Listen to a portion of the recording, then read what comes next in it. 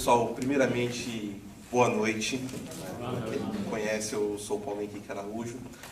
É um imenso prazer, acima de tudo, estar aqui, não para ensinar, mas para compartilhar com cada um de vocês.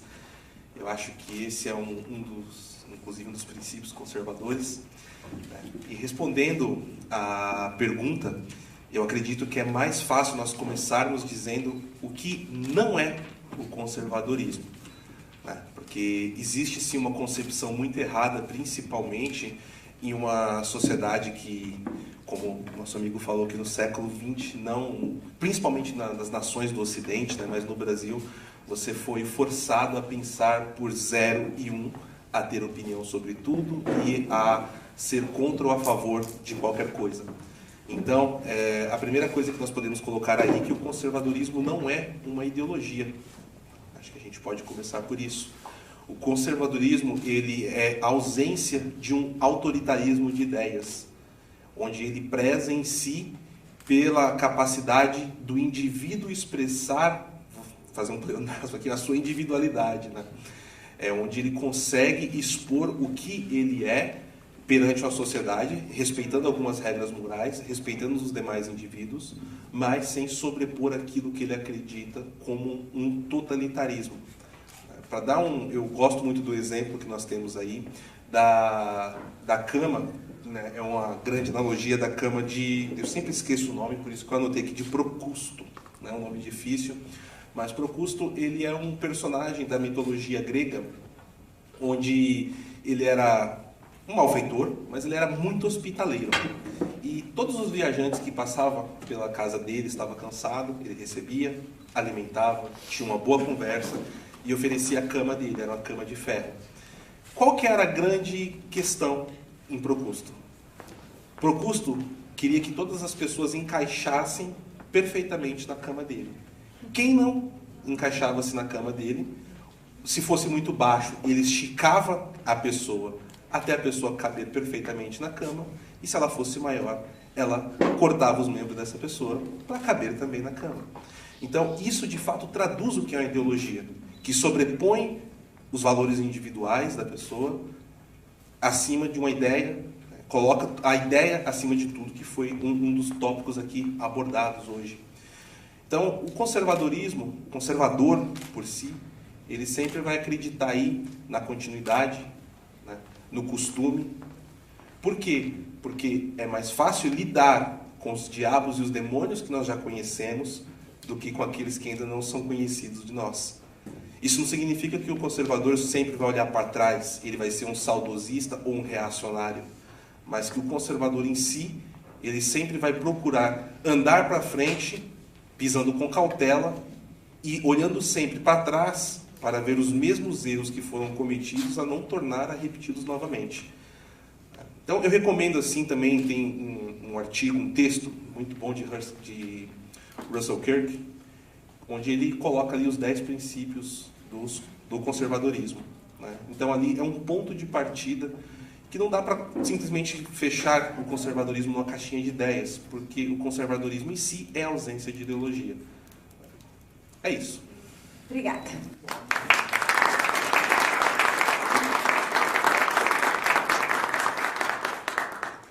Bem, agora é a vez do senhor Sepúlveda nos responder. Senhor Sepúlveda, amanhã é dia 7 de setembro, Dia da nossa independência, comemoramos. E é uma reflexão que a gente faz. A gente é realmente livre? Boa noite a todos. É uma alegria estar aqui com pessoas das quais eu sou amigo há muitos anos, outros que eu conheci agora, como a Paula Marisa, o professor Montenegro, e estar aqui em Minas num evento, num primeiro simpósio conservador.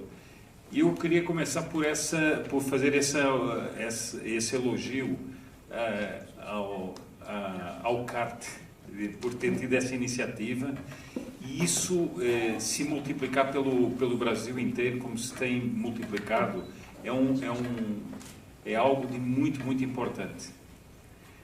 Antes de nós virmos para aqui, a Cristiane fez o favor de nos avisar que ia nos fazer perguntas. Eu disse que ela ia nos jogar no fogo. E a mim me jogou no fogo pelo seguinte. Eu tenho um grande amigo, que é um grande amigo do Miguel também, e que hoje é professor em Coimbra, o Ibsen Noronha, que foi presidente da Juventude Monárquica, que diz o seguinte: o Sepúlveda é o único português que canta o hino da independência. Então, eu tenho que celebrar aqui a independência do Brasil. Mas eu vou fazer.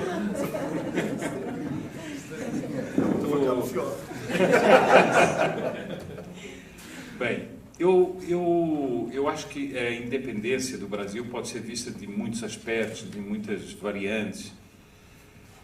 Eu abordaria aqui nessa resposta do ponto de vista conservador. A independência do Brasil é um processo que muita gente vê nascido quase do nada, como muitas pessoas veem muitos fenômenos históricos. Ora, a independência, na realidade, é a construção de uma nação que foi se tornando como uma criança que se foi tornando adulta. E quando uma criança que se torna adulta sai de casa, ela não está rompendo com os pais. Ela está apenas partindo para uma vida nova, junto, que ela não vai brigar com os pais. E é isso que nós notamos hoje em dia. Por que é que eu acho que nós não podemos dizer que hoje nós somos inteiramente livres? Porque essa construção que deu na independência e depois da independência no Império era uma construção histórica, era uma construção que se voltava para os valores que tinham feito a nação. E o principal valor, foi dito aqui pelo professor Montenegro, era essa ordem moral cristã, que era o fundamento dessa sociedade. Isso não quer dizer que na sociedade não havia imperfeições. Onde estão os homens, há imperfeições. Mas era uma sociedade que tendia a ser regida por essa ordem moral. Ora, com a República, nós tivemos uma ruptura. Tivemos uma ruptura histórica que veio trazer o imediatismo. Tem uma ruptura histórica, primeiro, com esses valores morais, a contestação oficial do Estado a esses valores morais que tinham feito esse processo todo. E nós temos, depois, o imediatismo.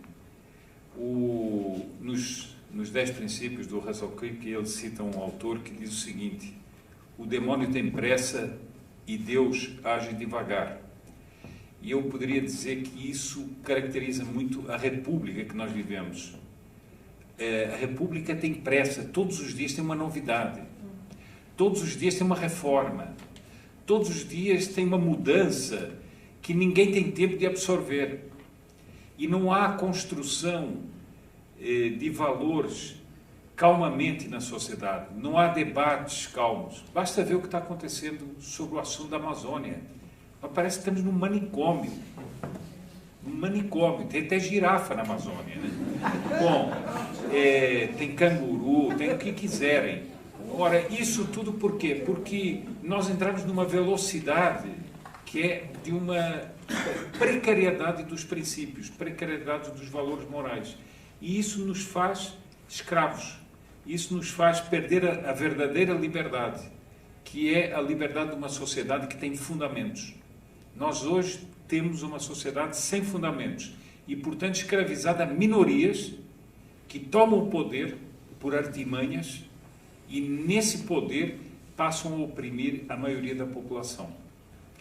E o que nós estamos assistindo no Brasil hoje, e de que este grupo aqui é um exemplo, é a insurreição dessa grande maioria silenciosa, pelo menos silenciosa até há pouco, que diz o seguinte: não, este não é o Brasil que eu quero.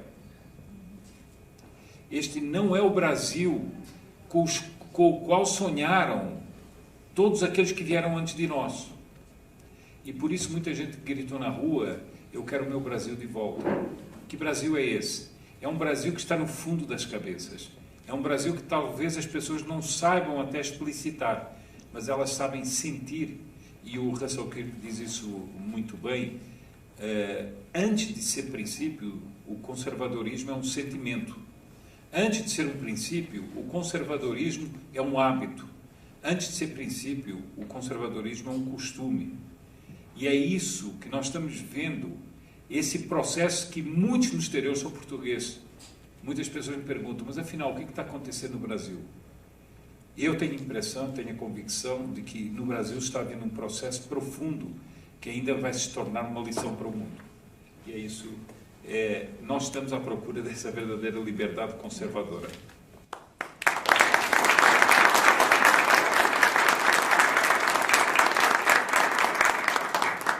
Obrigada, Sr. Sepúlveda. Bem, agora eu vou perguntar à nossa YouTuber mais influente desse país, essa mulher poderosa. Paula, a gente acompanha, eu acompanho, né, o seu trabalho, eu sei que você fala muito sobre o feminismo. Aí eu estava pensando, como que uma mulher que trabalha fora, que cuida dos filhos, que é uma mulher conservadora, como que ela consegue viver, ou como é que ela consegue se posicionar diante dessa avalanche que diz que se você não for feminista, você está errada? Boa noite, pessoal. Assim, em primeiro lugar, eu quero agradecer demais aos organizadores do evento. Que coisa mais linda! Tudo feito como vocês não sabem. Eles pensaram em todos os detalhes, eles cuidaram desse evento com um capricho, eles querem fazer uma coisa legal. Eu, assim, ó, muito obrigada mesmo, de coração mesmo. Tá? Não fez nada, eles não sabiam. Sou dessas que chega de surpresa. Desejo profundamente que esse seja o primeiro de muitos, porque isso que vocês estão fazendo aqui hoje é a única coisa que realmente vai mudar o país. Como o nosso primeiro palestrante, o Raimundo, falou, eleger um presidente é uma coisa, mas nós estamos numa guerra e ela é cultural.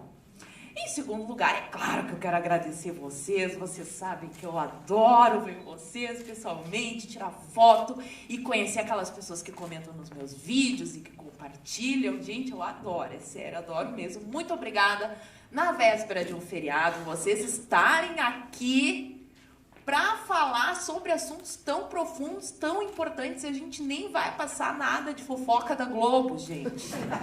Isso é uma coisa realmente admirável. Vocês darem a coisa mais valiosa que vocês têm, que é o tempo. A coisa mais valiosa que a gente tem na vida é o tempo, porque o tempo não volta. Então, quando a gente gosta muito de alguém, a gente dá o nosso tempo para essa pessoa. Vocês estão dando o tempo de vocês para mim, hoje, com os meus vídeos, eu fico muito feliz, muito honrada. E agora, respondendo a pergunta. Em primeiro lugar, eu gostaria de saber como é que essa mulher consegue viver, né? Porque trabalha, o que mais que ela faz? Ela tem filho, ela trabalha, ela estuda, ela cuida da casa. É uma coisa realmente assim, eu não tenho filhos, infelizmente, eu não tenho filhos. Mas eu não consigo imaginar aonde eu teria tempo para cuidar de uma criança dentro da rotina de uma pessoa que trabalha 8 horas por dia num emprego, e mais as horas que eu trabalho, e mais o tempo que eu tenho que dedicar ao estudo, é muito complicado, né? Mas isso já é a consequência do feminismo.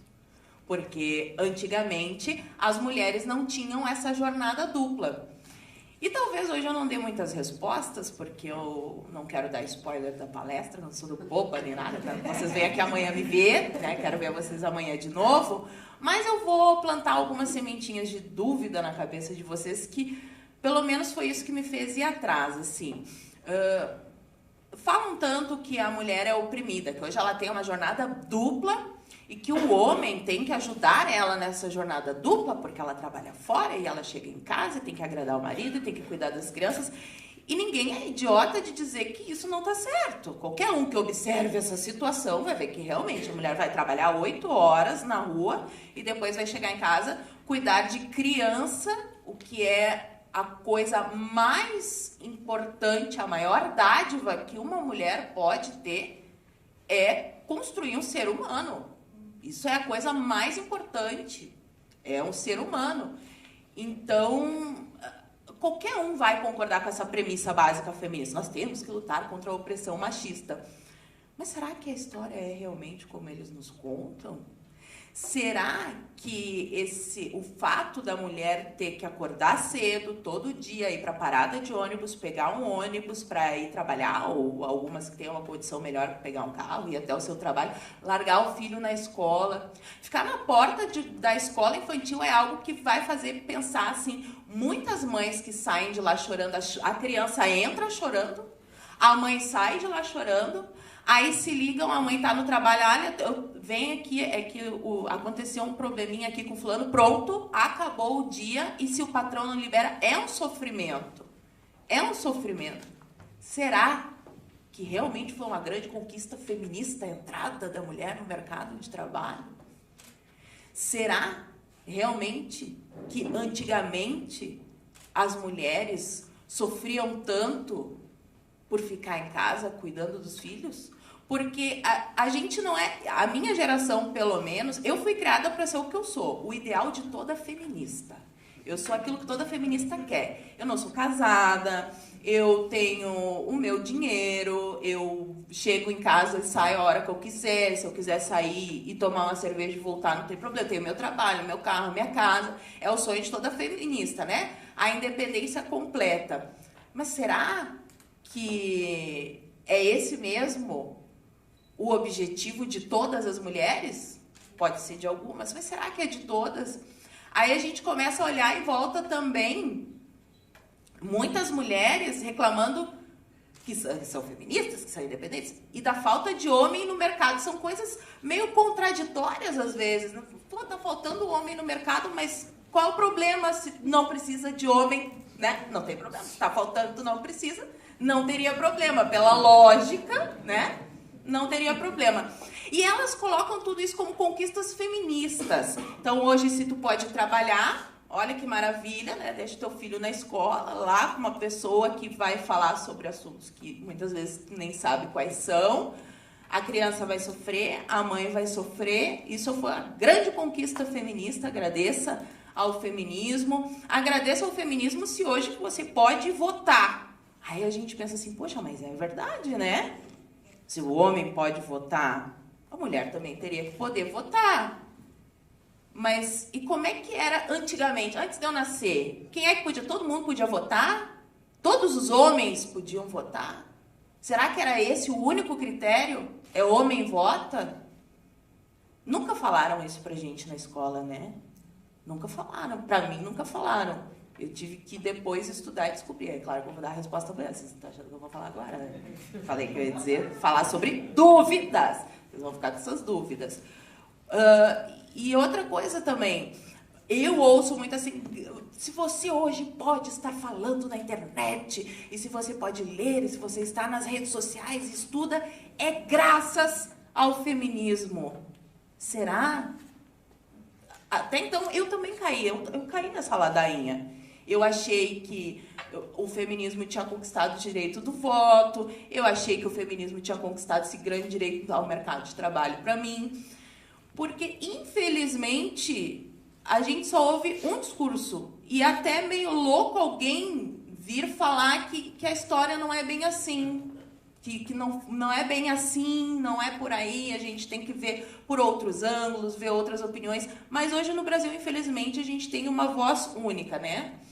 Então, esse vai ser o tema da palestra de amanhã. Não darei as respostas para vocês, obviamente. Vocês sabem que eu sou uma pessoa misteriosa.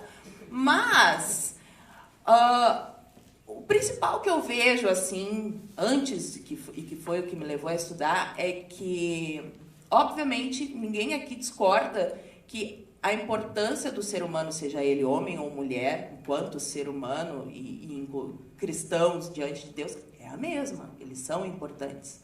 Mas para os cristãos, há uma hierarquia. Há uma hierarquia, e este é um grande problema, a sociedade patriarcal.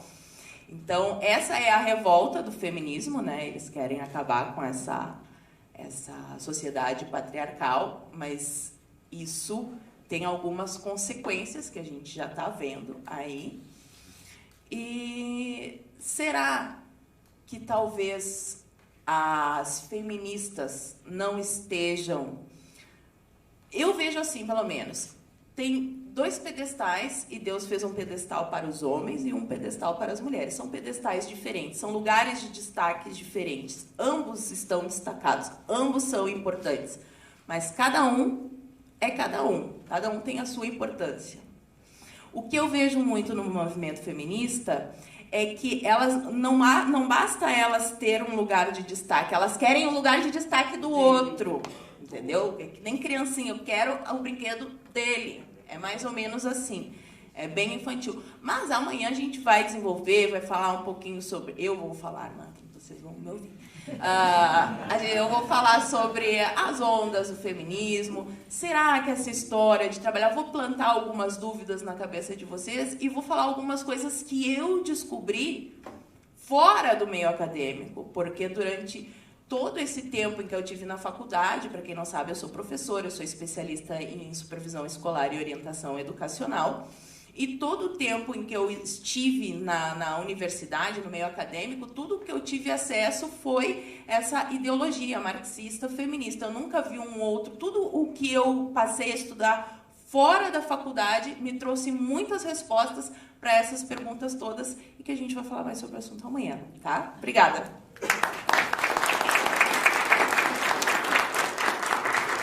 Quem não vier amanhã é machista? Com certeza! Quem não vier amanhã é machista. Pelo simples fato de eu ser uma mulher transpentecostal. Você explica isso. Depois você explica pra gente o que quer dizer Não isso. sabem? Não sabemos. Vocês são machistas. Ah, tá bom. Não precisa A resposta é explicar uma amanhã coisa também, viu, simples, gente? É, a resposta é amanhã eu também. explico amanhã de onde é que vem. Mansplain, Tá, eu falo. Vocês estão fazendo mansplain. Tá, eu falo pra você de onde é que eu tiro essas ideias. Parece piada, mas não é. É verdade, isso acontece no mundo real. Eu só dou uma aumentadinha. Ah, tá bom. Bem, agora eu vou fazer a pergunta aqui pro Miguel Najib. Tá tendo muita confusão, né? Qual que é o papel da escola, o papel da família, né? Na educação das nossas crianças. Então, eu queria que você falasse um pouco sobre isso, por favor. Bom, também quero agradecer, cumprimentar, em primeiro lugar, os organizadores do evento. Fantástico a presença de vocês, obrigado por estarem aqui. E quero saudar também a bendita guerra cultural. Antes a guerra do que o que estava acontecendo antes de nós estarmos travando essa guerra que tem um episódio aqui hoje. Essa guerra, a guerra cultural é objeto da nossa reflexão hoje aqui. Então, é muito bom que isso esteja acontecendo, é difícil lutar, é trabalhoso, mas se nós não fizermos isso, nós vamos perder a guerra e vamos perder a nossa religião, os nossos filhos, as nossas tradições, né? E o preço é muito alto para quem não lutar essa guerra. É claro que as pessoas podem pegar carona no trabalho dos outros, isso acontece muito, e é natural também. É natural porque não são todos que vão para a guerra. São alguns, né, que vão para a guerra. O exército, quando um país entra em guerra, são soldados que vão para a guerra, não é a população inteira. Então, não nos iludamos também quanto à participação da sociedade, das massas, etc. O povo vai para a rua quando tem oba-oba. Mas a guerra é travada por poucas pessoas, é o nosso exército, é com eles que a gente pode contar. E ao travarmos essa guerra, nós percebemos que o nosso inimigo é poderoso. Tem um livro que eu gosto muito, que é um livro do C.S. Lewis, que é Cristianismo Puro e Simples. E ele diz assim, que quando você só percebe a força de uma tentação, quando você tenta vencer essa tentação, né? E ele dá um exemplo. Você só percebe, ele estava falando no contexto da Segunda Guerra Mundial, que você só percebia a força, ele em inglês, só percebia a força do exército alemão quando você resistia ao exército alemão. Aí você via, porque quando você só percebe a força do vento quando você vai contra o vento, né? Então, nós só estamos percebendo hoje a força dos nossos adversários da esquerda, a força da hegemonia que eles conquistaram, né? Porque nós estamos tentando lutar contra essa hegemonia. Não é fácil, não é fácil. Quem está no front e eu hoje considero que eu estou no front, por causa do Escola Sem Partido, a Paula Marisa, todos nós aqui, percebe que os caras são bons de briga. E nós precisamos nos preparar para enfrentá-los na guerra cultural. Feita essa introdução. Obrigada. A resposta à sua pergunta poderia terminar nesta frase, né? Escola ensina, família educa. Ainda não, mas eu vou falar um pouquinho. Poderia ser isso. Escola ensina, família educa. Família educa. E basicamente é isso, né? Isso significa... Bem, agora vamos falar. A escola particular ajuda a família a educar os filhos. Educar. Ela ensina e, de acordo com aquilo que foi contratado, ela atua como longa-manos da família. A família contrata, a escola ajuda. Você me ajuda a educar meu filho? Ajuda. Deveria ser assim. Infelizmente não tem sido, porque esses contratos são extremamente vagos e a escola não diz o que vai fazer com o seu filho e acaba fazendo aquilo que você não quer, né? Mas tudo por uma deficiência jurídica para a qual nós temos tentado chamar a atenção das famílias para que cobrem da escola clareza, estou falando da escola particular, clareza na definição dos valores que serão transmitidos aos usuários dos serviços que ela presta, que são os nossos filhos. Então, nós precisamos estar conscientes disso. O contrato, embora seja um contrato de adesão, né, o contrato que as famílias assinam, que os pais assinam com as escolas, é um contrato de adesão. Quando elas chegam, o contrato já está pronto, escrito. Então, mas é preciso que haja clareza, porque aquilo que não tiver perfeitamente definido, né, aqueles valores que não estiverem perfeitamente definidos, poderão ser objeto depois de uma contestação, né? Então, no caso da escola, como eu disse, escola ensina, família educa. No caso da escola particular, a escola particular ajuda a família a educar o seu filho, deveria ser assim, segundo aquilo que está escrito no contrato. Na escola pública é diferente, porque não existe essa figura jurídica do contrato. A escola pública, ela presta um serviço para uma coletividade heterogênea de indivíduos, que tem um background completamente diversificado. Você tem filhos dos estudantes, né? Filhos de católicos, de evangélicos, de ateus, de candomblecistas, enfim, aquele universo heterogêneo.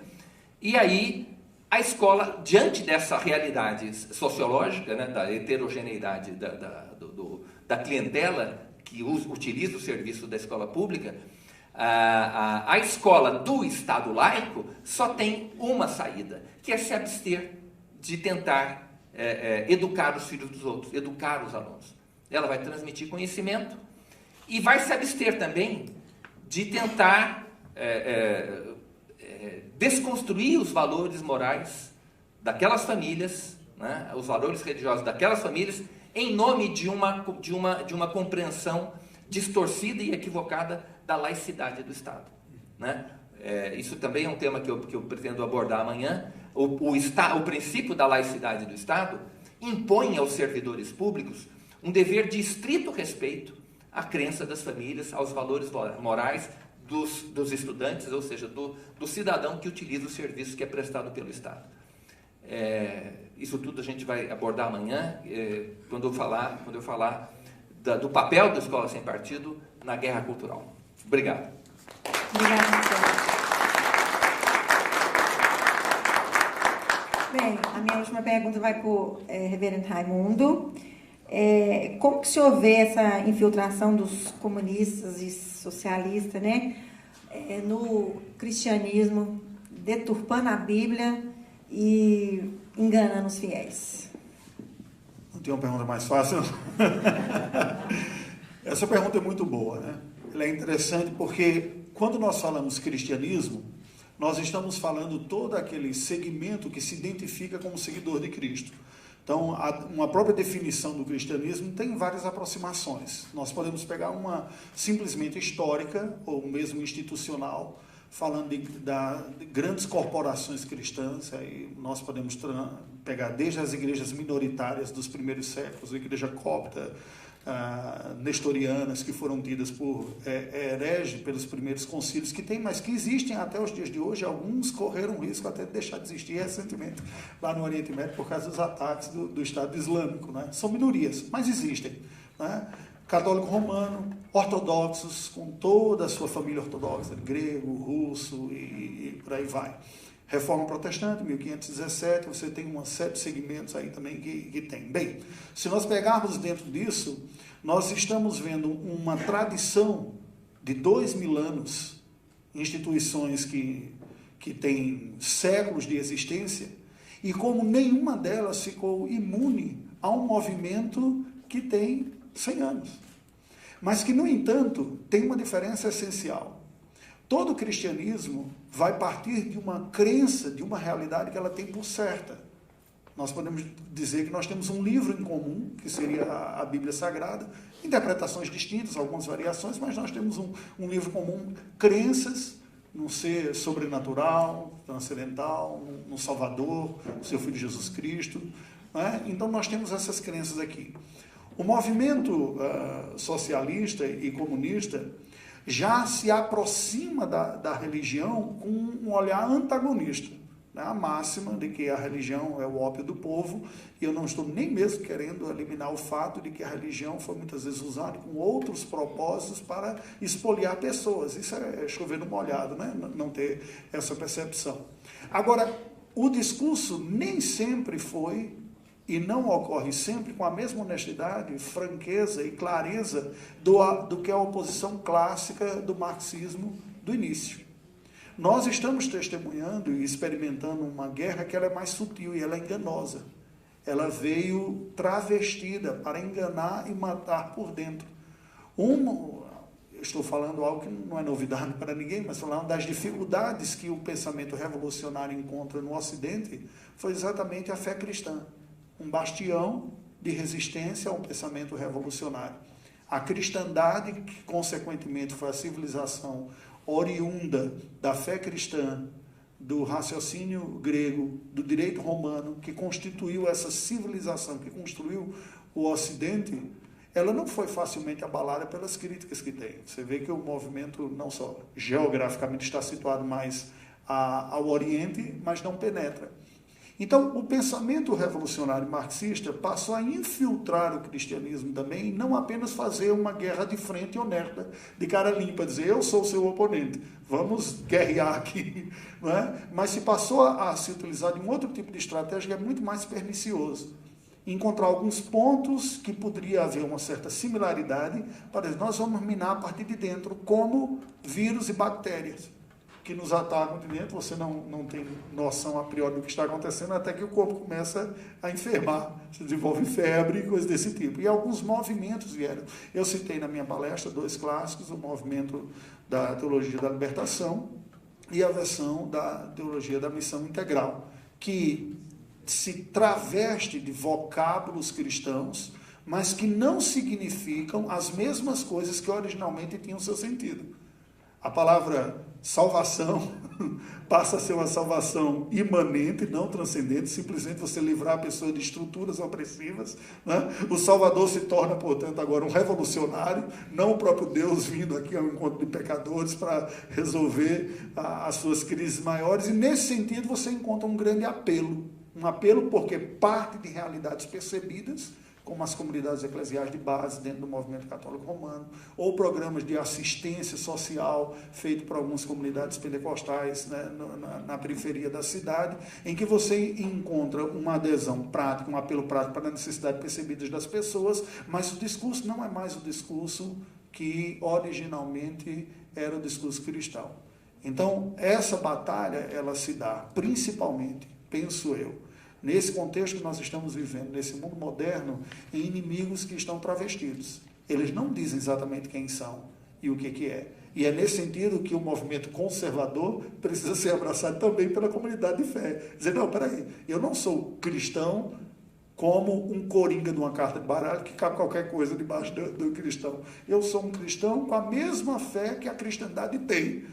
Eu não a reinventei, eu não estou dando um novo significado, reinterpretando e chamando João de Maria e dizer que é a mesma coisa. Então, nós reafirmamos os credos históricos produzidos pelos concílios ecumênicos como a expressão legítima da fé cristã. Então, eu penso que passa por aí esse embate nosso. Obrigada.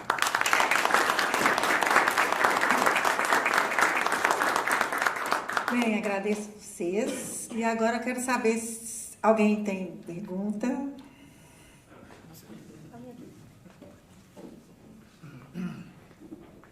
Eu não quero desprestigiar nenhum dos palestrantes, então vou fazer uma pergunta objetiva para cada um. Tem problema? Não, pode considerar. E, apesar de ser conservador, eu vou tocar em pontos sensíveis. Tá bom? Então vamos lá. Bom, na ordem aqui de apresentação, eu acho, doutor Raimundo, né? Me identifiquei muito com a sua trajetória de vida, eu me sentia da mesma forma quando eu era adolescente, eu estava no meio do movimento estudantil e ficava assim, isso não é legal, por outro lado, tem certas coisas boas e ruins, me identifiquei muito com a sua trajetória, muito legal. Agora, eu fico um pouco me perguntando sobre a compartimentalização do que é ser conservador. A gente vê muita esquerda com um discurso maniqueísta de bem e mal, a elite opressora má e nós somos os bons. Mas será que a gente não acaba fazendo isso do lado conservador, e em especial compartimentalizando o cristianismo dentro de uma noção conservadora? Ser cristão é ser conservador é ser cristão? Eu falo como cristão, né? Eu penso muito na figura de Jesus. Jesus, ele veio numa época, talvez de certa forma indo contra o conservadorismo da época, os fariseus da época, né? Caminhando com pessoas que eram um escândalo, caminhando com o que havia de mais nocivo, pernicioso na cultura da época. Então, como é que esse conservadorismo poderia ser pensado hoje, para além do que eu acredito ser uma ótica cristã, né? Isso é uma questão. Eu faço as outras perguntas de uma vez? Não sei. Para mim, então faço tudo. Essa é a pergunta para você. Tá joia. Compartimentalizando o cristianismo. Escola sem partido, na GIR. Até que ponto vai a doutrinação, a discussão plural? Mas aí eu acho melhor separar. Ok, perfeito. Porque eu pensei que seria para mais de uma, né? Sim. Então tá joia. Me permita. E se for muita coisa também, eu não vou ficar também aqui monopolizando o microfone. Pode ser só essa. Eu acho que a sua pergunta ela é muito boa. Por isso que em algum momento, eu entendo que o movimento aqui, essa foi a minha proposta para o grupo organizador, em algum momento produzir a definição desses termos, né, que nós vamos compartilhar aqui. Eles podem surgir daqui, né, que pode vir uma sentença, uma carta final, um fórum, coisas desse tipo, mas pode vir como fruto de um fórum também, em que isso será definido. Eu vou me ater um pouco mais à minha trajetória e à minha própria formação, da teologia e da ciência da religião, né? Nas outras áreas eu sou mais amador, e eu estou meio com você, sentindo as coisas e querendo dar uma contribuição, né? A sua pergunta ela é muito pertinente, porque se nós estamos falando de conservadorismo, ele é sinônimo propriamente de tudo aquilo que nós estamos falando como cristão, e cabe apenas um perfil que a gente pode dizer, esse é exatamente o cristão. Eu vou usar um título emprestado da área da nossa colega aqui. Vou pegar a questão de gênero, envolver homem, mulher, e vamos ver.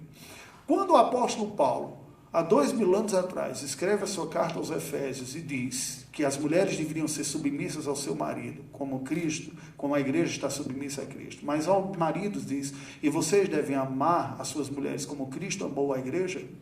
Aquele discurso há 2000 anos atrás pode ter sido ouvido como feminista.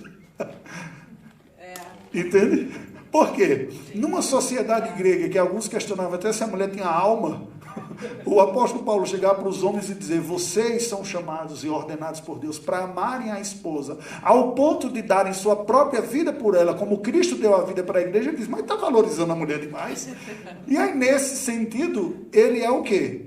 Ele é um pensamento de vanguarda, dentro de uma sociedade que estava com outros padrões e com valorizações distintas em termos de importância. Então, ser um conservador, aí eu digo, conservador o quê? Se nós estamos falando de um conservador cristão, nós haveremos de concordar de que a base da fé cristã é que vai ditar o conservadorismo.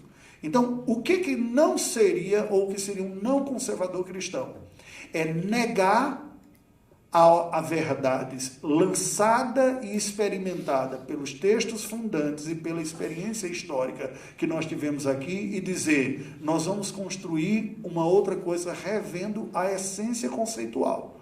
Nesse sentido, não tem como você ser um cristão conservador. E eu digo mais, não teria nem propriamente como você dizer que é cristão. Porque você negando o Cristo da cristandade, o livro da cristandade, o que lhe sobra? Uma relativização que não cabe nem mesmo neste ser assim. Agora, por outro lado, nós podemos ser cristãos conservadores, e penso que somos, eu creio que aqui até mesmo é uma amostra disso, sem necessariamente nós comungarmos em todos os aspectos que não sejam essenciais. Esse é um ponto. E isso faz parte da própria trajetória cristã. Se nós pensarmos, um argumento histórico, nos primeiros concílios da cristandade, Niceia, Constantinopla, né, e produziram aqueles credos ecumênicos universais, eles foram tidos como os elementos universais da fé cristã, quando ela já não era tão propriamente homogênica. Algumas distinções tinham quando nós estudamos na educação, ou mesmo na teologia patrística, por exemplo. Você tem uma fortíssima tradição da patrística latina e uma fortíssima tradição da patrística grega, escritos em lugares diferentes, com línguas diferentes e com experiências litúrgicas também diferentes, mas com elementos em comum compartilhados, que dizendo isso aqui é o essencial que nos define como cristãos. E nós temos que conservar essa fé. Não reconhecê-la e relativizá-la ao ponto de negar o conteúdo é negar a própria essência do que seria o fé cristão. Eu não posso ter o Cristo bíblico, estou falando na área da teologia, tá? O Cristo bíblico, dizer esse personagem que é anunciado na Escritura Sagrada, dizer ele é igual ou é um equivalente ao Maomé do islamismo, e ele é um equivalente ao Buda. Não, cada um desses são personagens distintos, com histórias distintas e com mensagens distintas também, com realidades distintas. Nós temos que saber entender isso daqui e reconhecer. E aí eu concluo dizendo o seguinte, um dos termos que penso que nos apresenta um dos maiores desafios no âmbito do debate religioso contemporâneo é aquilo que é chamado de diálogo interreligioso. O diálogo interreligioso é interpretado muitas vezes como uma relativização da sua fé. Mas não é assim que eu creio, não é assim que eu vejo no meu objeto de pesquisa já antigo, né? O diálogo interreligioso pressupõe uma honestidade com aquilo que eu creio e uma honestidade com o meu interlocutor daquilo que se crê. E a capacidade de falar e ouvir, e a abertura de coração típica de um conservador, dizer, se eu for convencido de alguma coisa que é melhor do que eu acredito, eu passo a segui-lo. Entende qual é o ponto? Eu estou honestamente conversando com outra pessoa e dizer, o que você tem a me dizer? Um cristão conservador, ele tem a base de um conteúdo que foi anunciado e reconhecido historicamente, e ele está para conversar. Agora, não é um bloco homogêneo. E nenhuma tradição cristã é. Você vai encontrar debates menores, né, e alguns até fortes e significativos em cada uma das tradições. Alguns pensando, nós estamos reproduzindo modelos, ou mesmo atuações, discursos enquanto performances que não estão mais compatíveis com a linguagem e o jeito da nossa época. Coisas mais simples como horário e algumas outras coisas. E se você conserva elemento que não diz respeito a conteúdo de fé, eu entendo que isso é um tradicionalismo não inteligente. E embora eu seja de um segmento extremamente conservador no meio protestante, eu não sou conservador da mera repetição de uma realidade. Então, a gente tem que entender quais são as demandas da nossa época, quais as pautas, mas eu creio que a resposta não está para ser inventada, ela foi dada. Eu tenho que voltar nela e dizer, ela está dada e eu vou buscar enquanto elemento de fé. Não sei se eu respondi. Desculpa, o seu nome é? André, eu gostei muito da sua pergunta e me trouxe muitas coisas para raciocinar e pensar daqui para frente também. Mas, assim, longe de chegar a uma resposta complexa com o professor Montenegro, mas uma coisa que eu penso que, dentro de uma das suas perguntas foi, necessariamente para ser conservador eu tenho que ser cristão ou todo cristão deve ser conservador? Eu vou falar para você como eu penso isso, né? Eu acredito que, assim, um ateu pode ser conservador? Pode, naturalmente. Agora, o que um ateu não pode? independente de se ele acredita ou não na transcendência, negar a importância do cristianismo para a construção da sociedade ocidental, principalmente. Ele não pode. Por exemplo, nós temos diversas falácias históricas, como o feudalismo. Que o feudalismo era a opressão máxima, né? E isso é ensinado para nós na escola, que acredito que a maioria conhece essa versão do feudalismo. Mas o feudalismo foi um sistema que possibilitou a sobrevivência de diversos povos, principalmente na Europa, e a igreja foi ali que a gente pode dizer a cola, né? O purê do hot dog paulista, que possibilitou a existência e a sobrevivência da Europa durante a Idade Média. Outra coisa, independente da transcendência, que nós estamos falando da transcendência, estamos falando da ação direta do que foi feito. Ou, por exemplo, as cruzadas. Nós tivemos 3 cruzadas para enfrentar o ataque dos mouros, os muçulmanos, né, como nós chamamos hoje em dia, que invadiam as mais diversas cidades, roubavam, matavam, dizimavam a população masculina, estupravam as mulheres, escravizavam as mulheres e as crianças, onde a mulher, principalmente, não tinha valor algum e a maioria dos homens eram mortos. E as cruzadas foram organizadas para defender justamente esses valores. O Brasil, nós estamos falando da questão da independência. O Brasil só existe hoje, de fato, por conta das cruzadas. Se não existissem as cruzadas, não existiria a ordem templária, que não existiria, consequentemente, a ordem cristã, e não existiria o Estado de Portugal como nação, né? Eu digo Estado no sentido de organização política. Mas Portugal é resultado prático das cruzadas. O Sr. Sepúlveda depois pode até falar disso com muito mais competência até. Então, a Ordem de Cristo depois foi para Portugal e ela veio para o Brasil, né? Pedro Álvares Cabral, por exemplo, era um grão-mestre da Ordem de Cristo. E tudo isso foi com o intuito da evangelização, da busca pela conversão dos povos, e dentro disso veio a moral cristã. E aí, assim, tudo que eu falei aqui ainda, propriamente dito, se nós pegarmos, eu não estou falando da transcendência, eu estou falando do resultado histórico. Então, se você é ateu ou não, se você crê na transcendência ou não, se você é católico, se você é evangélico, protestante, enfim, não tem como negar isso. A mesma coisa o direito romano. Então, contribuindo e ajudando a pensar junto contigo, é como eu enxergo também, né?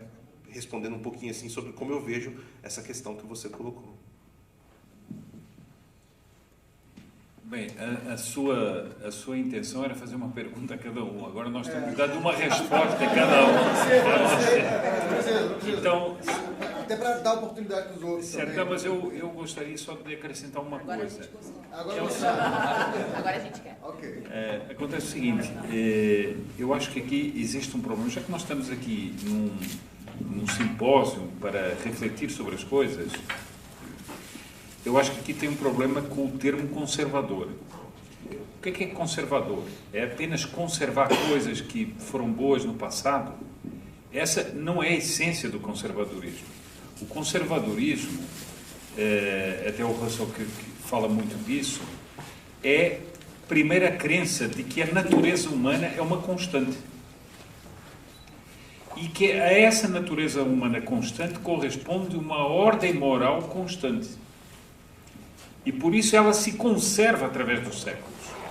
Por quê? Porque, antes de tudo, é a noção de que o homem deve respeitar uma ordem natural, um direito natural.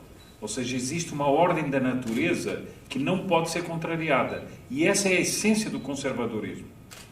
Por exemplo, o professor Montenegro deu o exemplo de São Paulo dizendo sobre o respeito às mulheres. Ele não estava contrariando o conservadorismo, ele estava apelando para o conservadorismo. Por quê? Porque ele estava restaurando a noção da ordem natural a respeito das mulheres, que o paganismo tinha distorcido. Entende?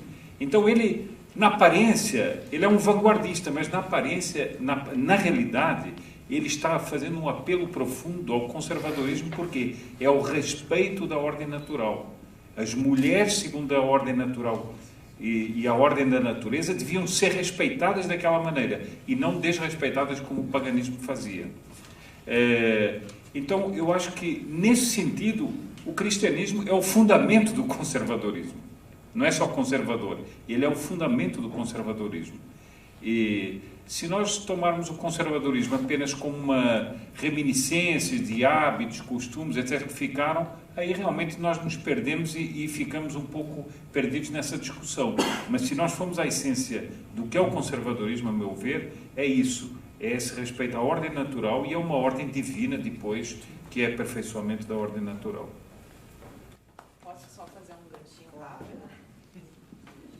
Já vou trazer... Não, agora tu pediu, agora que tu pediu, agora vai ouvir. Não, mas é bem rápido. Eu não vou entrar nessas questões profundas né, de cristianismo, mas a gente está vendo... Vocês acessam a internet, por acaso vocês gostam de uma treta na internet? Sim, eu sei. Vocês estão vendo que tem um monte de gente aí dizendo que isso não é coisa de conservador. Mas agora ali, ó, a fulana brigou com o fulano e disse um palavrão. Isso não é coisa de conservador, e depois ela se diz conservadora. Não, mas eu tô aqui usando essa roupa, então a fulana tá falando da minha roupa. Isso não é coisa de conservador, porque o conservador não quer... Então, o conservadorismo virou aquele que não concorda comigo, eu sou conservador, ele não é. Então, eu é que sou o grande portador do conservadorismo. E, geralmente, isso vem de pessoas que realmente não estudam. Então, eu acho muito bom ter essa definição. Realmente, eu entendo que o conservadorismo é respeitar a ordem natural. Quem fez o homem, segundo a minha crença, foi Deus. E ele sabe qual é o objetivo, para que foi criado e como é que funciona. Como se eu tivesse criado uma câmera... Aí eu chego lá e a pessoa tá usando como espelho para passar batom. Aí eu vou chegar lá e vou dizer, não, ó, tem que usar assim, apertar nesse botão, se fizer isso vai acontecer aquilo. Então eu vejo, esse é o conservadorismo. Mas os conservadores não são santos. Nós somos seres humanos. Então vai, inclusive, ter momentos em que até Cristo teve um momento em que ele viu o comércio sendo feito no templo e se revoltou. Então, o conservador não é aquela pessoa que tem que conservar tudo. Por exemplo, principalmente se a gente vai hoje no Brasil, então eu quero conservar a escola como ela está. Não, a gente precisa refletir um pouco mais e parar de cair nessa onda do pessoal que fica dizendo que isso não é coisa de conservador, aquilo é coisa de conservador. Geralmente quem usa esse tipo de argumento não tem noção do que está dizendo. Era só esse adendo, bem rápido. Ó, foi rápido.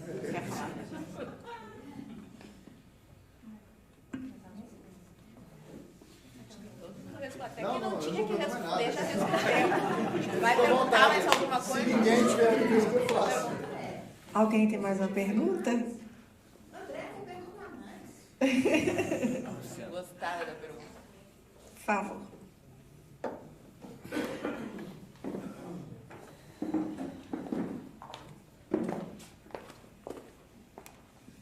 Boa noite, gente. Boa noite.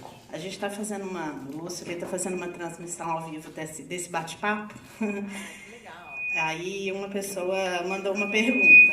Legal. Tem que vir para cada caixa de som, senão... Tá, aqui tá bom. Aí. Ele se chama Saulo e ele mandou para o Dr. Miguel Najib.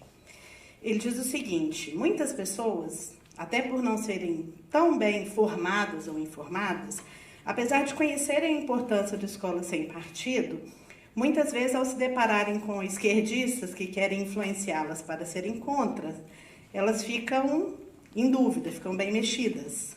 Querem acreditar, sabem da importância, mas pelo fato dos esquerdistas, enfim, influenciá-las. Aí a pergunta é: quais são as principais mentiras propagadas pela esquerda contra a escola sem partido? Quais são as principais mentiras propagadas pelos esquerdistas contra a escola sem partido? São tantas mentiras. São tantas mentiras. Essa é... Deixa, são tantas mentiras. Por exemplo, a de que nós estamos combatendo um inimigo imaginário, né? Eles negam a realidade dos abusos que ocorrem nas escolas e tudo. Então essa é uma das mentiras. A outra mentira, porque essa, por exemplo, de dizer que é uma lei da mordaça, isso na verdade não é propriamente uma mentira, é uma distorção. Mentira é a negação de um fato, né? Por exemplo, quando você diz que não existe a doutrinação, você diz, não existe a doutrinação e há provas de que existe. Então essa é uma mentira. A outra mentira, por exemplo, é de que o aluno não é tão influenciável como nós pensamos, né? Está falando de criança de 10 anos, 6 anos de idade, 7, 8 anos. E por incrível que pareça, às vezes uma criança de 9 é menos influenciável do que uma de 14, 15, né? Às vezes o adolescente é mais cabeça oca, né? Porque aos 9 você tem uma confiança cega nos seus pais, você confia cegamente nos pais. Aos 15, 16, 14, 15, 16, você já se acha o bambambam. E aí você é muito mais vulnerável do que era aos 9 anos. Então essa é uma outra mentira.